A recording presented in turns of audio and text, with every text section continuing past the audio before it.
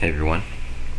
So here's my update on how my birthday went and everything else. I know it's been a long time since March 27th and that whole DJRC thing. But basically on the day of my birthday, I woke up early. I went to go ahead and try to visit my friend who was laid to rest back in 2003. One of my friends gave me the address of where he was laid to rest, so I went, bought a white rose, and I went to visit. And amazingly, he wasn't there. It turns out my friend made a small error. See, there were two Javiers who passed away, one of them being his uncle and the other one being my friend. And it's easy to really get them mixed up where they're buried. It happens. So since he wasn't buried there, I went ahead with my plan and I went ice skating. Now, I got there, they gave me my ice skates and I went ahead and tried to ice skate, but I kept slipping constantly and I kept trying to figure out why. And it turns out that, when I went ice skating, they gave me a choice of whether I wanted ice skates or hockey skates. And to me, I saw no difference. I'm like, well, what's in the name? Well, ice skates are flat. Well, hockey skates are curved. Oh, great, I can't even show you right. Hockey skates are curved like this in the front. So if you push forward, you're going to slide. Let's see. How can I show you guys this? I'll probably insert pictures, but you'll slide if you push forward. Or if you try to push back to create friction, you'll slide backward.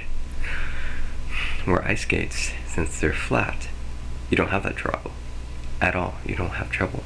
There's friction both ways, so it's easier to balance and to move forward.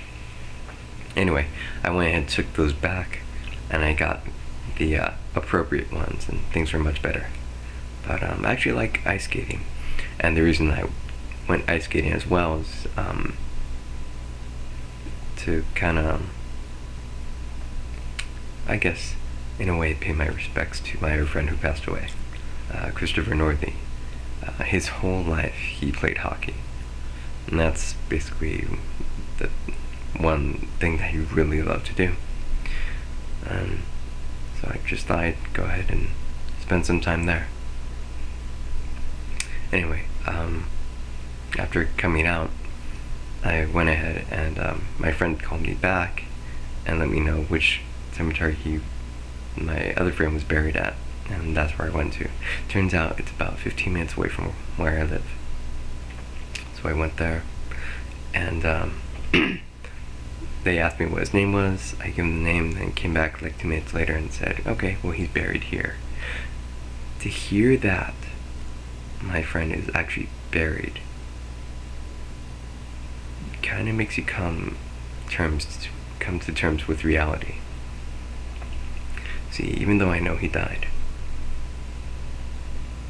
and I know that he was buried somewhere, to actually find that he is buried and this is where he is, it's like you're denying it until you can actually see it for yourself, or until someone tells you it. So I came to terms with it really quick, and I went ahead and drove there. I had a little trouble finding it, but one of the I guess you can call them gardeners or caretakers or whatever they're called, the ones who look after the place to make sure that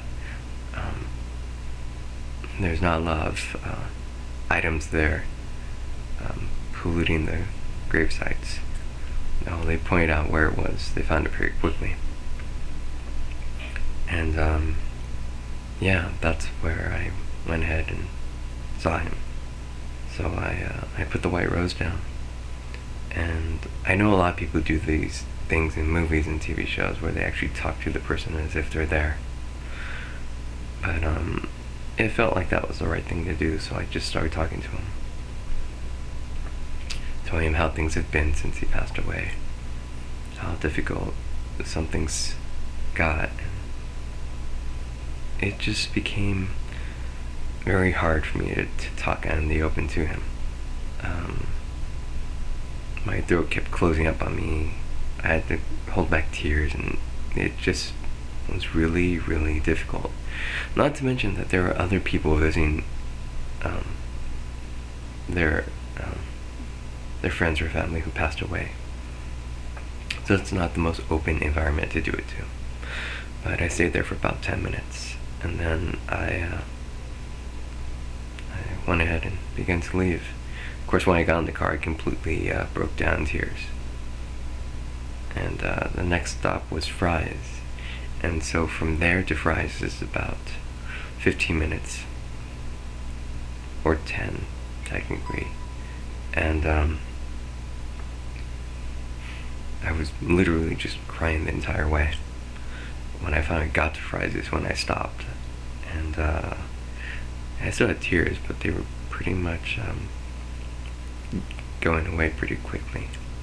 So I went to visit my friends, and I went to visit my friends at Fry's, and that was pretty nice. It was.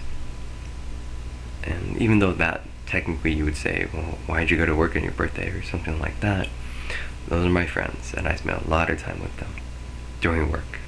I haven't yet hanged out with them outside of work, but still I wanted to go visit them, so that's what I did. And then I went to get something to eat because I was starving. Went to In-N-Out, and then my brother needed the car back because he had to go to work, and that was basically the end of my birthday, my golden birthday, March 27th, when I turned 27. Doesn't sound like much, but to me, it wasn't that bad. It's actually pretty good. That's how I would probably want to spend the day. You know, I had some fun. In some ways I didn't, but yeah. And visiting my friend at where he was buried. After thinking back to that, and later on that day, I actually felt better. Like a lot of weight got taken off my shoulders. Because I didn't know he passed away until the day after.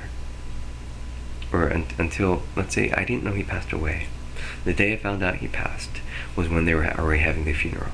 So when I called all of when me and my friend called all of our friends, they were at the funeral, so all their phones were off. And the day we found out they had the funeral was the next day when everything else was over.